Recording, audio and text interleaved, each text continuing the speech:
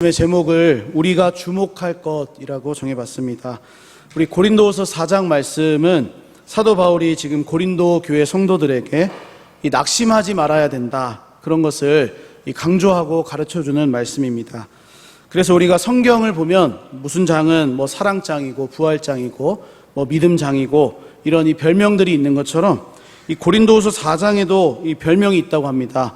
제가 이제 설교를 준비하면서 이렇게 찾아보니까 어떤 분들이 이 고린도후서 4장을 낙심 금지장이다, 이렇게 이제 부른다는 것을 제가 들었습니다. 그래서 제가 찾아보니까 이 사도 바울이 고린도후서 4장에서 이 3번씩이나 낙심하지 않아야 된다, 이런 것을 이제 말씀합니다. 이 세 구절을 연속으로 좀 볼 텐데, 먼저 4장 1절 말씀을 보니까 이렇게 말씀합니다. 그러므로 우리가 이 직분을 받아 긍휼하심을 입은 대로 낙심하지 아니하고, 여기에 이제 첫 번째가 나옵니다. 8절 말씀에서도 이렇게 나옵니다. 답답한 일을 당하여도 낙심하지 아니하며, 그리고 이제 오늘 본문 16절에서 그러므로 우리가 낙심하지 아니하노니, 그러니까 이 낙심 금지장이다 라고 부를 만한 이 성경입니다. 어떤 의미에서든지 간에 이 땅을 살아가는 이제 성도들에게 낙심하지 않아야 한다, 낙심하지 않는다라는 것을 지금 3번씩이나 강조를 하고 있습니다. 바울이 왜 이토록 이 낙심에 대해서 강조를 하고 있겠습니까? 바로 이 땅을 살아가는 성도들이 낙심할 만한 일들이 많기 때문에 그런 것입니다. 우리가 신앙생활을 하고 또 하나님 믿고 예수님 믿고 또 성령의 도우심을 받으며 살아가지만, 살아가면서 낙심할 만한 일들이 참 많이 있습니다. 지금 이 자리에도 이 낙심할 것 때문에 이 기도의 자리에 찾으신 또 나오신 분들이 계시기도 하고, 나는 낙심할 게 별로 없습니다, 근심이 없습니다, 지금 평안합니다 라고 생각하시는 분들이 있을지라도 얼마 지나지 않으면 낙심할 문제들이 찾아오게 될 것입니다. 저주는 아닙니다. 낙심할 문제들이 찾아옵니다.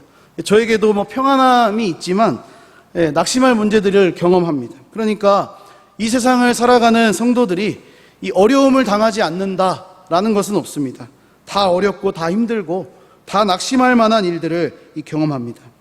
예수님께서도 이것을 강조하셨습니다. 요한복음 16장 33절에 보니까 세상에서는 너희가 환난을 당하나, 이런 말씀을 하십니다. 이 제자들에게 하신 말씀이기도 하지만 이 제자들을 통해서 이제 예수 믿는 사람들에게 하신 말씀이겠지요. 세상에서는 너희가 환난을 당할 것이다. 그러니까 이 성도는 이 세상에서 하나님이 주시는 은혜와 평안 또 축복들을 누리며 살아가는 모습도 분명히 있지만, 결국 이 세상 가운데 살아가는 이 성도들의 모습 가운데 하나는 낙심하게 되는 일들을 만나기도 하고 또 환난을 당하게 되는 이 경우들도 있다는 것을 우리 성경이 말씀해 주고 있습니다. 이처럼 이 성경에서 계속해서 낙심하지 말아야 된다, 특별히 오늘 본문에서 이 3번이나 이제 낙심하지 말 것을 가르쳐 주고 있는데, 이 사도 바울이 이것을 이야기하고 있는 이유 중에 하나가 바로 사도 바울이라는 한 사람을 하나님께서 우리에게 본보기로 제시하신 것입니다. 그가 어떻게 고난을 당했고 그가 어떻게 환난 중에서도 인내하며 낙심하지 않을 수 있었는지를 하나님께서 지금 사도 바울의 입을 통해서, 사도 바울의 삶을 통해서 이 고린도후서 4장에 나온 이 3번이나 강조하는 낙심하지 않는다라는 이 단어를 가지고 지금 우리에게 낙심하지 않아야 하는 것을 사도 바울을 보여주시면서 이 본보기로 가르쳐 주고 있다는 겁니다. 우리 성경을 통해 우리가 볼 수 있는 것처럼 이 사도 바울의 삶은 처음부터, 예수 믿고 난 이후부터 반대를 많이 겪었습니다. 아니, 네가 이 예수를 원래 핍박하던 자이지 않았느냐, 네가 원래 예수 믿는 사람들을 옥에 가두던 그런 사람이 아니었느냐, 네가 어떻게 예수님을 믿을 수가 있느냐라고 반대하던 사람이었습니다. 또 어려움을 많이 겪었습니다. 고난과 환난의 연속이 바로 이 사도 바울의 삶이었습니다.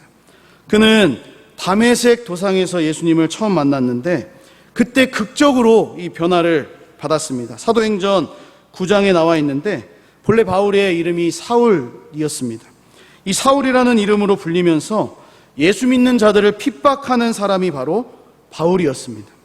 다메섹으로 가는 길도 바로 예수님을 믿는 그리스도인들을 잡으러 가던 상황이었습니다. 그런데 그가 부활하신 예수님을 만난 뒤로는 이 핍박하는 사람에서 핍박을 당하는 자로 바뀌게 됩니다. 완전히 그냥 이 역전이 일어난 것이죠. 원래는 자기가 핍박을 주던 자였는데 이제는 자기가 핍박을 당하는 사람입니다.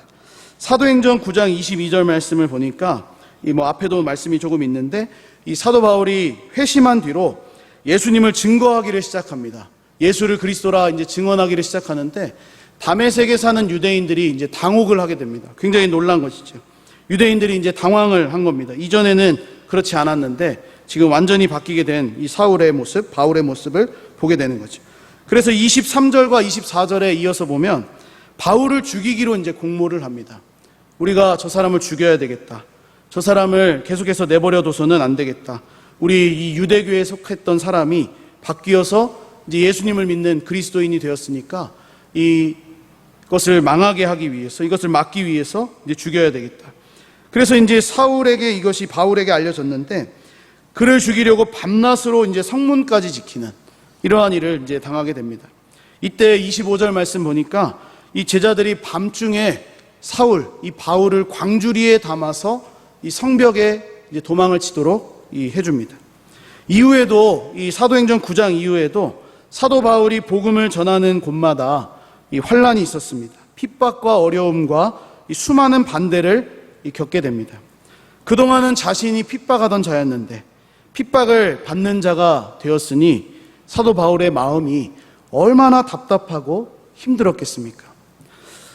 저도 굉장히 이제 성격이 급하고 좀 이렇게 다혈질적인 측면들이 있는데 이 복음을 영접하고 난 뒤에는 또 이 목사라는 어떤 직분을 받고 또 이렇게 사역의 길을 걸어가는 중에 내가 이렇게 다혈질적이면 안 되겠다. 내가 이렇게 성격을 급하게 가지면 안 되겠다. 이런 이제 이 은혜를 받았습니다. 그래서 조금 이제 거룩해져야 되겠다. 이런 이제 마음을 갖고 이제 거룩한 이제 삶을 이제 살아가는데 이 막상 제가 이렇게 살아가다 보면 이 답답함을 느낍니다. 이때 이제 옛날 같았으면 이제 성격을 내야 되는데 이제 이 성격을 내지 못하는 것이죠. 이제 이때 말을 해야 되는데 이 말하지 못하고 이제 참아야 되는 것이죠. 이 사도 바울도 이전에 얼마나 열심히 많았던 사람이었습니까? 예수 믿는 자들을 잡아서 옥에 가둘 정도로 이 스데반 집사님이 돌에 맞아 죽어가는 그 자리에서 자기가 옷을 들고 있을 정도로 이 굉장히 열심히 많았던 사람이었습니다. 그런 사람인데 그렇게 열심히 많은 사람이 핍박을 받는 것입니다.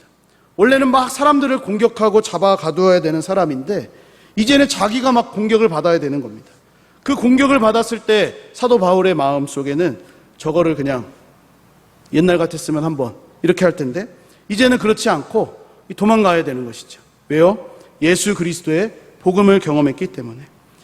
이처럼 이 사도 바울은 사방이 막힌 상황, 마음이 답답한 그 상황에서도 이 믿음의 길을 포기하지 않았던 사람이었습니다. 마침내 그가 이렇게 고백합니다. 디모데후서 4장 7절에서 8절을 보니까 바울이 이렇게 고백합니다. 나는 선한 싸움을 싸우고. 얼마나 답답했으면, 얼마나 이 마음이 답답했으면 이제 이 성경에 이 고백을 기록하는 겁니다. 선한 싸움을 내가 싸웠다. 이 자기 자신과의 싸움일 수도 있고 또 대적들과의 싸움일 수도 있고 어쨌든 이 선한 싸움을 싸웠다. 나의 달려갈 길을 마치고 특별히 믿음을 지켰다. 이제 후로는 나를 위하여 의의 면류관이 예비되었으므로 주곧 의로우신 재판장이 그날에 내게 주실 것이며 내게만 아니라 주의 나타나심을 사모하는 모든 자에게도니라. 이런 고백을 하고 있습니다. 주 안에 사랑하는 여러분, 짧게 사도 바울의 삶을 나누었지만 우리도 이 사도 바울이 믿음의 길을 다 마친 다음에 이 고백하고 있는 것처럼 이 바울의 고백처럼 우리의 고백도 그렇게 고백되기를 간절히 소망합니다. 성경은 믿는 성도들에게도 이 고난이 찾아올 수 있다고 말합니다. 환난과 어려움이 찾아올 수 있고 반대도 찾아올 수 있다고 가르쳐 줍니다. 그러나 고난만 말하는 것이 아니라 동시에 성도는 그 어려움과 환난 속에서도 인내하며 낙심하지 않을 수 있다고 가르쳐 주고 있습니다. 바로 이것이 사도 바울의 이 삶을 통해 하나님께서 우리에게 보여주시는 어떤 신앙의 원리입니다. 많은 어려움을 당했습니다. 복음을 전했기 때문에 어려웠다. 초대교회 이 특징상 이 복음 전하면 당연히 핍박이 오는 건 당연하지 않느냐. 이런 것 때문에 이제 복음을 이 고난을 당했다라고 생각하지 말고, 우리도 이 믿음 지키며 살아가는 이 모든 일들 속에서 찾아올 수 있는 어떤 이 핍박도 있고 어려움도 있고 반대도 있고 또 거절도 있고 또 환난도 있다는 것을 우리가 기억하면서 이 바울의 삶을 우리가 한번 살펴보자는 것입니다. 그러므로 오늘 본문 말씀을 좀 중심으로 해서 이 우리에게 찾아오는 낙심할 만한 그 상황, 또 어려움과 어떤 고난과 같은 이 상황들을 우리가 어떻게 극복할 수 있는지, 성도가 무엇을 주목하며 살아가야 하는지를 나누면서 함께 기도하는 시간을 좀 갖기를 원합니다. 첫째로 우리가 낙심하지 않기 위해서는 영적인 힘을 육체적인 힘보다 가치 있게 여겨야 한다고 말씀합니다. 본문 16절 말씀을 같이 한번 보겠습니다. 다시 한번 보겠습니다. 시작. 그러므로 우리가 낙심하지 아니하노니 우리의 겉사람은 낡아지나 우리의 속사람은 날로 새로워지도다. 아멘. 일반적으로 우리는 고린도후서 4장 16절 말씀을 이제 나이가 들어가는 분들, 또 이제 몸이 약해지신 우리 어르신들, 또 이제 노화 현상을 이제 겪어가는 이런 분들을 위한 어떤 말씀이다, 그렇게 이제 해석을 하기도 합니다. 하지만 지금 바울이 말하고 있는 이 겉사람이 낡아지고 있다라는 이 표현은 그냥 단순히 어떤 이 자연의 만물의 이치, 이 사람이 나이가 먹어가면서 이제 몸이 늙어가고 약해지는 것만을 의미하지는 않습니다. 왜냐하면 사도 바울을 보면 우리가 알 수 있습니다. 바울은 그리스도를 증거하는 일을 경험하면서 수많은 고문과 수많은 어떤 매맞음, 어떤 흔적, 이 흉터들을 가진 사람이었습니다. 복음 전하면서 매도 맞았고, 복음 전하면서 돌에도 맞았고, 그러니까 이 그리스도를 증거하는 일에 있어서 굉장히 많이 환난을 당했기 때문에 바울의 몸은 일반적인 사람보다 더 빨리 상하고 더 빨리 약해지고 지쳐갔습니다. 그러므로 바울이 갈라디아서 6장 27절 말씀에 이렇게 고백합니다. 내가 내 몸에 예수의 흔적을 지니고 있노라. 가슴에 있는 어떤 복음에 대한 깊은 흔적도 의미할 수 있겠지만 이 몸에 흔적이 있다라고 말하는 것은 복음 전하다가 아마 이 돌에 맞은 어떤 흉터들, 또 이 상처가 나서 이제 이 회복이 된 자리들, 또 매 맞은 자리들, 여러 가지 채찍에 맞은 자리들, 이런 어떤 흔적들을 의미할 것입니다.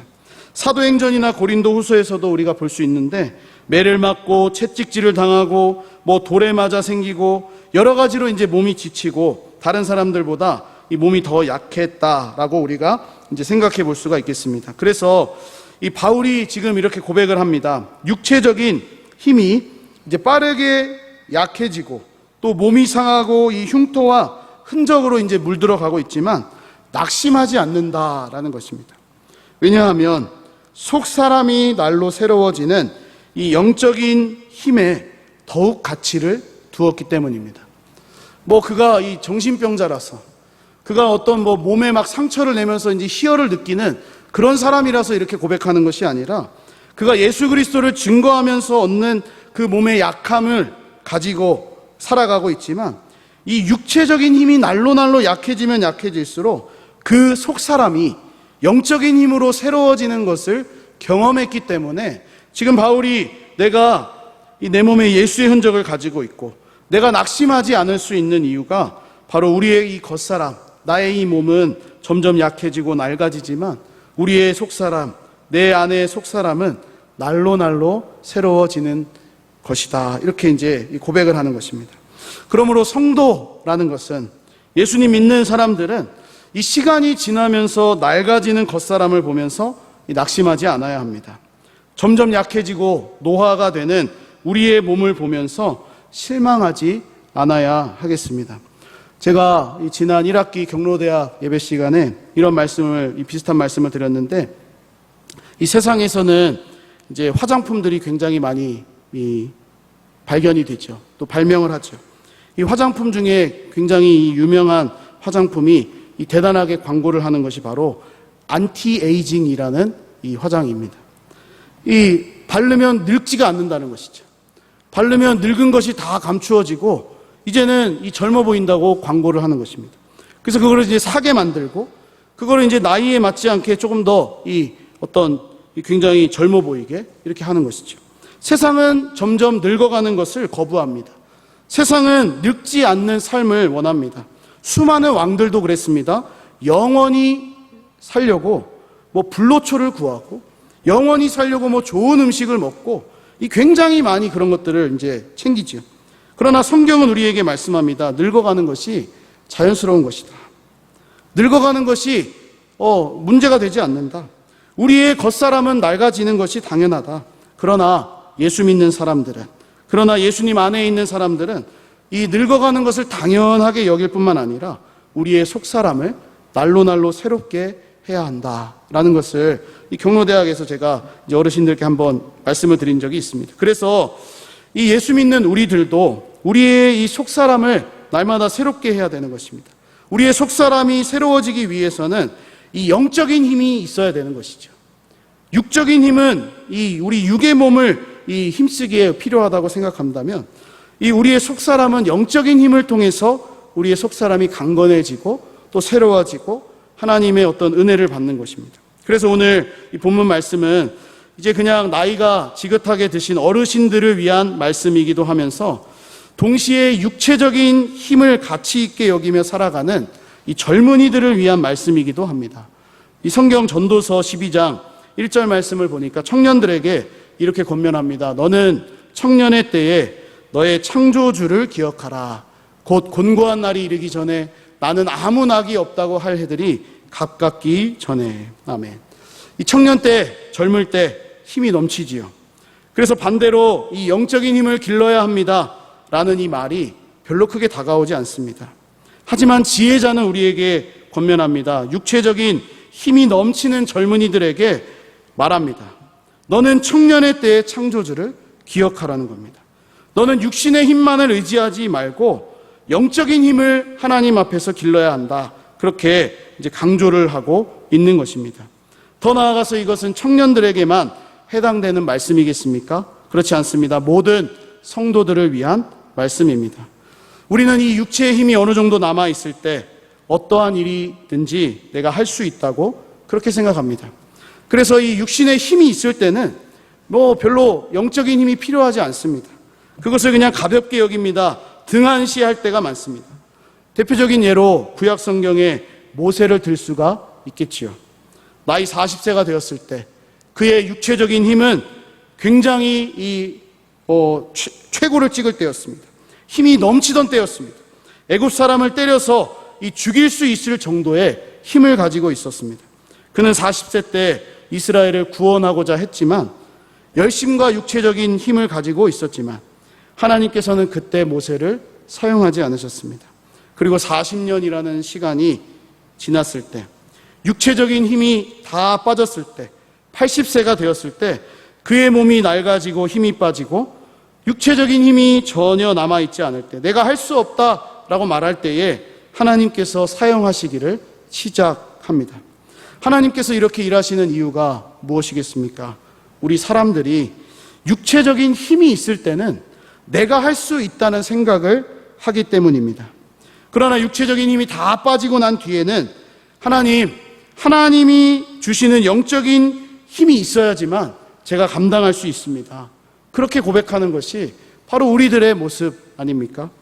그런 의미에서 이 땅을 살아가는 성도들에게 바울과 같은 고난, 어려움, 반대, 이 환난들이 찾아오는 이유는 바로 우리가 육체적인 힘만을 의지하지 않고 영적인 힘을 더욱 가치 있게 생각하며 살라는 하나님의 뜻이 담겨 있다고 할 수가 있겠습니다.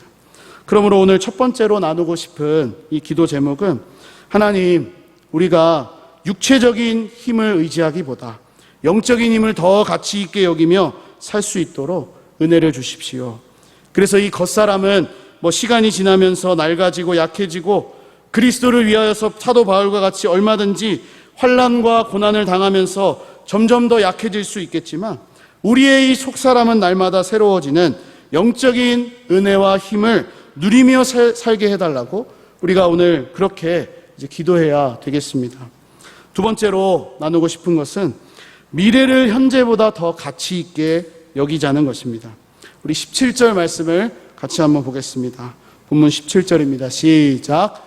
우리가 잠시 받는 환난에 경한 것이 지극히 크고 영원한 영광에 중한 것을 우리에게 이루게 함이니. 아멘. 사도 바울이 지금 의도적으로 이 자신과 성도들이 받는 고난을 설명하면서 이제 작게 여기고 있습니다. 이것을 말할 때 잠시 받는 환난이다. 또 경한 것이다. 이 경하다는 말은 이제 가볍다라는 것입니다. 그러나 반대로 영원한 영광이다.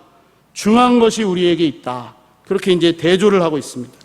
현재 지금 당하는 이 환난과 어려움을 통해서 미래에 있을 영원한 영광이 이루어진다고 말씀하고 있습니다. 바울이 지금 강조하고 있는 것은 이것입니다. 이 땅을 살아가는 이 성도들의 삶이 영원한 삶에 비하면 굉장히 빠르게 지나간다는 것이죠. 지극히 짧다는 것, 이것을 이제 강조하고 있는 겁니다.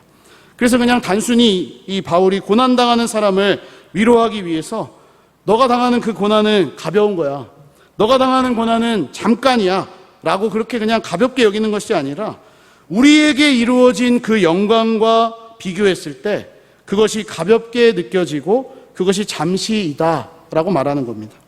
그래서 이 땅을 살아가는 성도가 이 환난과 고난 중에서 낙심하지 않을 수 있는 이유는 장차 우리가 받을 영광과 그 영원한 어떤 미래의 어떤 영광이 현재 당하는 고난보다 더 크다는 것을 알기 때문입니다. 사랑하는 여러분, 우리가 누려야 하는 또 우리가 누릴 수 있는 이 미래의 영광이 지금 우리가 당하는, 지금 우리가 겪고 있는 이 삶의 어떤 여러 문제들보다 더 중한 것임을 믿으시기 바랍니다. 이것을 우리가 분명히 알고 믿을 때, 이것을 붙잡을 때 어떠한 환난과 어려움이 오더라도 낙심하지 않을 수 있는 힘과 소망이 오는 것이죠. 우리는 자주 땅의 것을 비교하며 살아갑니다. 그래서 나에게 이것밖에 없는데, 나에게 10,000원밖에 없는데 다른 사람에게는 50,000원이 있구나. 이것을 비교하며 살아갑니다. 내 월급은 한 달에 100만 원인데 다른 사람은 한 달에 1,000만 원이네 라고 비교하며 살아갑니다. 이렇게 우리가 땅의 것을 비교하고 살다 보면 어떻게 됩니까? 낙심하게 되겠죠. 아니, 하나님 믿는 사람들에게 복이 있다고 했는데, 천대까지 은혜를 주신다고 했는데 어떻게 나의 삶이 이렇습니까? 이 낙심하는 겁니다. 우리 속에 더 가지고 싶어하는 욕망, 죄의 뿌리들이 남아있기 때문에 우리가 땅의 것을 비교하며 살아가는 것이죠. 그래서 우리는 이 현재 가지고 있는 것, 현재 땅에서 누리는 그것, 이 땅의 것과 서로 비교하며 살아가는 것이 아니라 장차 받을 미래의 영광과 거기에 가치를 두고 그것을 비교하며 우리가 살아가야 한다라는 것입니다. 특별히 오늘 본문에서 볼 수 있는 것처럼 내가 당하는 고난, 이 어려움이 다른 사람에게는 전혀 보이지 않을 때, 나는 어려운데 저 사람은 어렵지 않은 것 같을 때, 그때 우리가 낙심합니다. 그때 우리가 깊은 이 수렁에 빠진 것과 같이 그렇게 낙심을 합니다. 왜 나에게만 이러한 고난이 있어야 되는지, 저 사람은 나보다 더 악한 것 같은데, 저 사람은 하나님 앞에서 제대로 하지도 않는 것 같은데 왜 그렇게 나에게만 고난이 있어야 하는지 불평과 불만이 나올 수밖에 없는 것이죠. 오늘 본문에 나오는 사도 바울도 충분히 불평할 수가 있었습니다. 왜 나에게만 이러한 고난이 있어야 됩니까, 하나님? 하지만 바울은 그것을 비교하지 않고 거기에 가치를 두는 것이 아니라, 현재의 고난에 집중하는 것이 아니라 장차 받을 미래의 영광을 바라보면서 그곳에 더 큰 가치와 무게를 두면서 살아가고 있었습니다. 그래서 그가 고난 중에서도 낙심하지 않을 수가 있었던 것이죠. 오늘 두 번째로 나누고 싶은 기도의 제목이 이것입니다. 나에게 있는 부족한 것을 혹 보고 있다면, 다른 사람과 비교하고 있다면, 특별히 이 땅의 것과 비교하고 있다면 우리가 그것과 비교하며 낙심하지 않고 예수 그리스도 안에서 미래에 있을 영광을 바라볼 수 있도록 그런 이 영적인 안목을 열어달라고, 그런 은혜를 달라고 우리가 오늘 기도했으면 좋겠습니다. 구약시대에 이 유명한 이야기가 있습니다. 엘리사 선지자 이야기입니다. 그 엘리사 선지자가 이제 도단성에 있었는데 아람 군대가 그때 이제 엘리사 선지자를 잡아오려고 이 도단성을 에워쌌습니다. 엘리사의 사환이 나가서 지켜봅니다. 아니, 선생님, 아람 군대가 지금 우리를 공격하려고 에워쌌습니다. 그때 이 엘리사 선지자가 사환을 위해서 기도합니다. 여호와여, 원하건대 그의 눈을 열어서 보게 하옵소서. 결국 하나님이 이것을 들어주셨고, 이 사환이 지금 하나님의 군대가 도단성을 지키고 있는 것, 그것을 보았습니다. 이처럼 우리도 현재 우리에게 없는 것, 현재 어려운 상황만 바라보는 것이 아니라 하나님 말씀 속에 있는 장차 우리가 누리게 될 미래의 영광을 바라볼 수 있도록 우리의 눈을 열어주시기를, 우리의 믿음의 눈을 열어주시기를 우리가 기도해야 되겠습니다.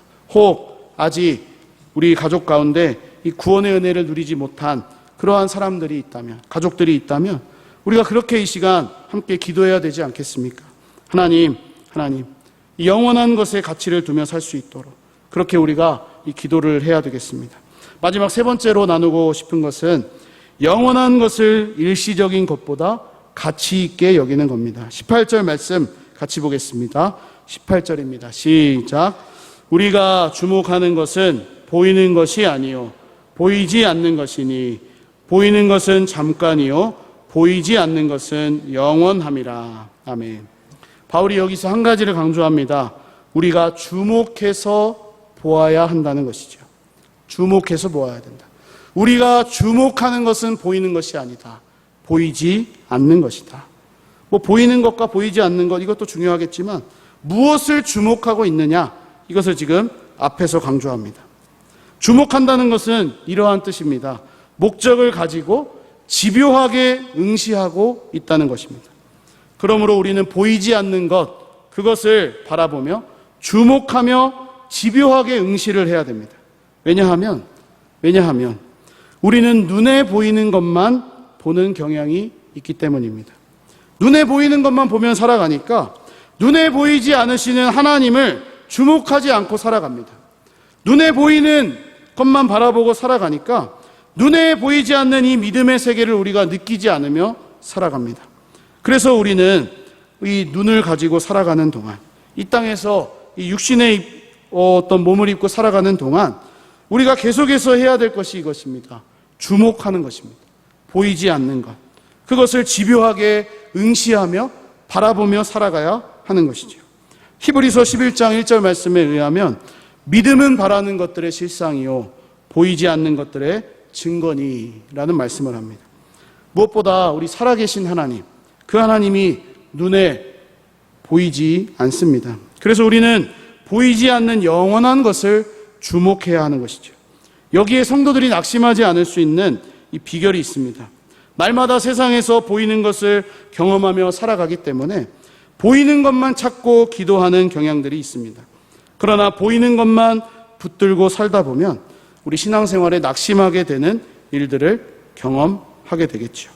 바울처럼 영원한 것을 주목하며 바라보고 보이지 않는 것을 믿음으로 바라보며 살 때 우리는 그때야 비로소 낙심하지 않을 수가 있는 겁니다.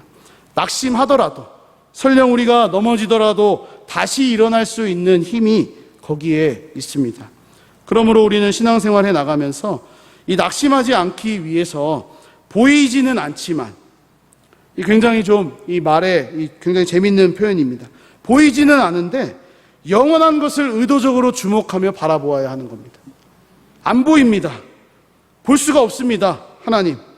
그러나 영원하신 그 하나님을 우리가 의도적으로 주목하며 바라보아야 하는 것이죠. 믿음의 눈을 열어서 영원한 것을 주목하여 볼 수 있게 해달라고 우리가 기도를 해야 하는 것입니다.